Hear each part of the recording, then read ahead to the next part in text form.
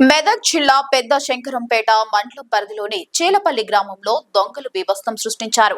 ఒకే రాత్రి వరుసగా 4 ఇళ్లలో చోరీలకు పాల్పడి భారీగా నగదు ఎత్తుకెళ్లారు. ఈ ఘటన స్థానికంగా తీవ్ర కలకలం రేపింది.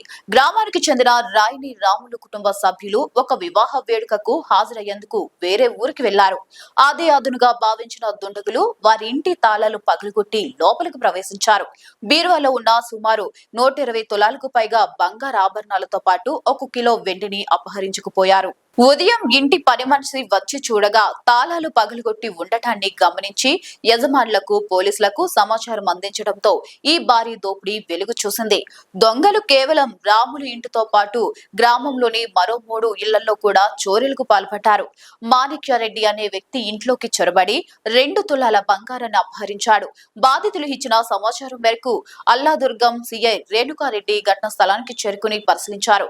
దొంగతనం జరిగిన తీరును పరిశీలించిన పోలీసులు క్లూస్ టీమ్ సహాయంతో ఆధారాలు సేకరిస్తున్నారు.